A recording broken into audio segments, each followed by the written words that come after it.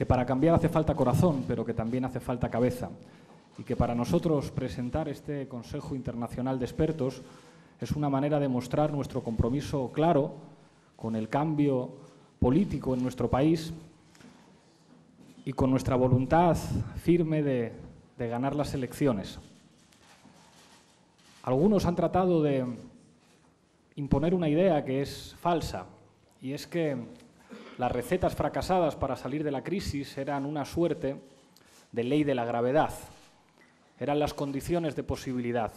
Y nosotros decimos que el fracaso es el fracaso y que la situación económica de nuestro país es el resultado de políticas que no solamente han representado un enorme sufrimiento y que no solamente son rechazables en lo ético, sino que son profundamente ineficaces. Es triste que algunas formaciones políticas que procedían de la tradición socialdemócrata hayan abandonado ese espacio, y estamos encantados de ir a presentar muy pronto un programa de gobierno, un programa económico que de alguna manera ocupa el espacio que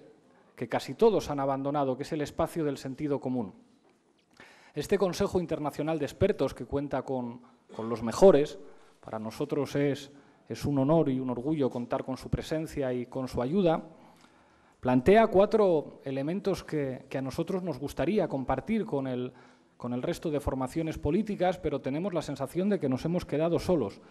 Nos hemos quedado solos a la hora de apostar por crear empleo y combatir el paro apostando por la decencia, por las condiciones de trabajo decentes que huyan de la precariedad y de la temporalidad. Apostamos por la reducción de la pobreza y la desigualdad. Decimos algo en lo que parece que también nos hemos quedado solos, decir que un país desigual es un país ineficiente y que el principal problema económico de nuestro país y de los países de nuestro entorno es la desigualdad. Nos hemos quedado solo defendiendo que hay que apostar por la transformación del modelo productivo, que no queremos que nuestro país se fundamente solamente en contratos basura, que no queremos competir con Bangladesh, que queremos que nuestro país pueda estar orgulloso de la inversión y de la tecnología. Y nos hemos quedado solos, por último, a la hora de plantear algo que ya es un consenso en la comunidad científica internacional, y es que es necesario disminuir el peso de la deuda pública y privada. Es una aportación, entre otras, en la elaboración del programa. Como sabéis, el programa de Podemos, tanto el programa económico como el conjunto del programa, de alguna forma ha tenido 3 patas. Una pata que tenía que ver con el trabajo que han desarrollado los propios círculos de Podemos, una pata que tenía que ver con el encuentro con las asociaciones y los colectivos organizados y el tejido social que nos han trasladado a través de las múltiples reuniones que hemos tenido con ellos en el campo económico, pero no solo, sus preocupaciones y sus intereses. Y, por último, la tercera pata, que es el trabajo desarrollado con este equipo estupendo de especialistas, académicos y expertos. De esas 3 patas ha surgido un trabajo que podríamos enmarcar en 4 ejes. Un trabajo que podríamos, de alguna forma, referenciar en 4 direcciones de trabajo. La primera de ellas, lo que tiene que ver con terminar con la austeridad, definitivamente.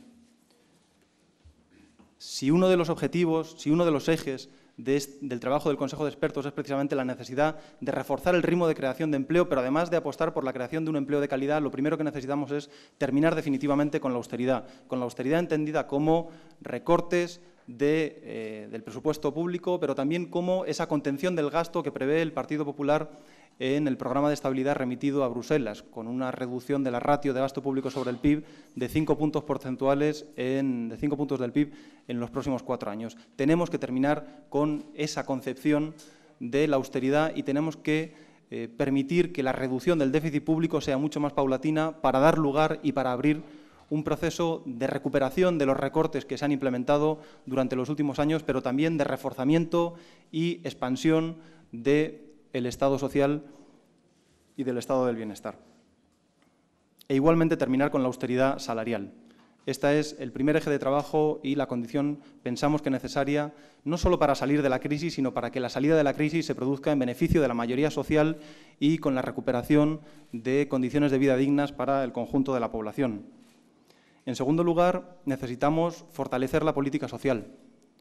somos el país en donde las desigualdades se han incrementado más rápidamente en el conjunto de la zona euro. Y esto quiere decir que, de haber salida de la crisis, solo se producirá cuando ésta llegue al conjunto de los hogares españoles. En este momento tenemos que más de un tercio de los hogares españoles están quedando descolgados de esta recuperación. Y necesitamos poner punto y final a esa lógica de salida de la crisis. Necesitamos que este crecimiento de las desigualdades se invierta y dé lugar, a través de un plan de renta garantizada, a través de una recuperación de los servicios sociales que se han deteriorado y que se han recortado en estos últimos años, a través de una derogación de las reformas laborales que han propiciado la devaluación salarial,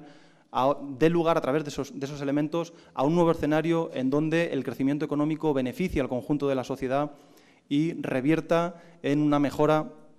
de las desigualdades. En tercer lugar, el tercer eje de trabajo sobre el que ha trabajado el Consejo, las reformas estructurales. Mucho se ha hablado durante estos últimos 4 años sobre la necesidad de que la economía española desarrollase reformas estructurales. Y, sin embargo, estas reformas brillan por su ausencia. Las reformas estructurales hasta la fecha han sido entendidas básicamente como abaratamiento de las condiciones de despido, capacidad de reducir los salarios y empeoramiento de las condiciones de vida de la mayoría de la población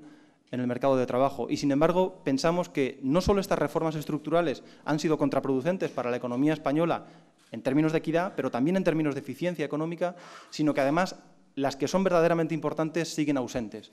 Estamos pensando en la necesidad de una reforma fiscal que nos acerque definitivamente a Europa y cierre esa brecha de 8 puntos porcentuales sobre el PIB que tenemos con Europa. Estamos pensando en una legislación laboral que termine definitiva y verdaderamente con eso que los economistas llamamos a veces un poco pomposamente la dualidad del mercado de trabajo, que no es otra cosa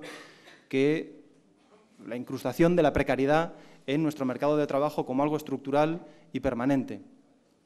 Necesitamos reformas estructurales en el terreno de la transición energética. Somos un país que tiene serios problemas de balanza de pagos, en concreto en la balanza por cuenta corriente, entre otras razones por la enorme bulimia importadora derivada de la dependencia de los combustibles fósiles en nuestra economía. Es necesario propiciar una transición energética que, a partir del uso de las renovables, facilite no solo una reducción de las emisiones de CO2 en nuestra economía. Para construir un mundo mejor hace falta conservar el mundo, sino también que facilite una reducción progresiva de esa dependencia importadora tan fuerte que tenemos y, por lo tanto, que reequilibre y sea capaz de garantizar la sostenibilidad de nuestro modelo productivo sin que éste tenga que recurrir sistemáticamente al endeudamiento externo. Necesitamos, en este tercer eje de trabajo de reformas estructurales, poner al servicio de la ciudadanía el sistema financiero, y eso pasa por la consolidación y la construcción de una banca pública. Pensamos que esa banca que en este momento está en manos del Estado no debería ser reprivatizada de nuevo, sino que debería constituir el embrión de una verdadera banca pública puesta al servicio del cambio de modelo productivo y de la financiación de las principales necesidades sociales. Por último, hay un eje, el cuarto eje, en el que también ha estado trabajando el Consejo y que consideramos que es relevante y se traducirá además en los próximos días, cuando lo anunciemos, en medidas concretas: la necesidad de reestructurar la deuda en la economía española. La necesidad de avanzar en un proceso de reestructuración en el terreno de la deuda pública y en el terreno de la deuda privada. Pensemos que siguen siendo millones los hogares que en este momento siguen teniendo hipotecas que lastran la capacidad de demanda interna de la economía española, que lastran las condiciones de vida de buena parte de la población y que además no se ajustan a la realidad del mercado inmobiliario en este momento. Siguen siendo activos cuyo valor facial no se corresponde con el valor de mercado. Y esto, dicho de alguna forma en cristiano, lo que significa es que ha sido el último eslabón de la cadena el que ha pagado el estallido de la burbuja inmobiliaria. Pensamos que es necesaria una reestructuración de esta deuda hipotecaria de buena parte de los hogares, en particular de los hogares con mayor necesidad y en condiciones económicas más precarias, para propiciar no solo una mayor equidad y una mayor justicia social en el reparto de los costes de la crisis inmobiliaria de nuestro país, sino también una recuperación más sólida y más asentada sobre pilares más fuertes. Sin más, termino de alguna forma con esta exposición de lo que ha sido el trabajo intelectual y las preocupaciones fundamentales que ha tenido este Consejo durante estas semanas que hemos venido trabajando y las que seguiremos trabajando posteriormente respecto a la propuesta de plan de renta garantizada. La propuesta es muy concreta. La propuesta de plan de renta garantizada lo que plantea es eliminar la pobreza monetaria de este país. En concreto, que no haya ni una sola persona, ni un solo hogar, ni una sola familia por debajo del umbral de pobreza monetaria. Y eso quiere decir, de acuerdo a nuestros cálculos y de acuerdo al trabajo hecho a partir de la encuesta de condiciones de vida, que afectaría por lo menos a 7 millones de personas en este país. Querría decir que como sabéis, es una propuesta, la propuesta de renta garantizada, que tiene una componente de renta para aquellos hogares que carecen de ingresos o que no llegan a unos ingresos de 600 euros y, por otro lado, un complemento salarial para todos aquellos hogares por debajo de los 900 euros mensuales. Y, por lo tanto, afectaría a magnitudes distintas de hogares en un caso y en otro, pero en global estamos hablando que del orden de los 7 millones de personas quedarían cubiertas por esa propuesta conjunta y, por lo tanto, entendemos que es una propuesta que sería capaz, con un coste bastante razonable, de poner a todo el mundo en España por encima del umbral de la pobreza. Nosotros entendemos que en este momento la tarea de una fuerza política como la nuestra es ser capaces de poner sobre la mesa propuestas que se puedan desarrollar al día siguiente de llegar al Gobierno. Y además pensamos que, bebiendo de la inspiración de la renta básica universal, el planteamiento que hacemos de renta garantizada es un primer paso en esa dirección.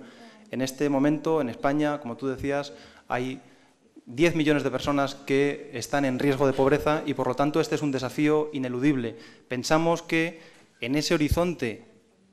por alcanzar en algún momento la renta básica universal, el primer paso tiene que ser garantizar las condiciones de vida y garantizar las condiciones de subsistencia de aquellas personas que están en peor situación y, por lo tanto, ese es el punto de partida y esa es la realidad a la que, en primer lugar, queremos atender, porque en eso queremos ser muy claros. El programa económico que Podemos pondrá sobre la mesa es un programa que debe y se tiene y podrá ser aplicado y realizado desde el día 1 en caso de estar en el Gobierno.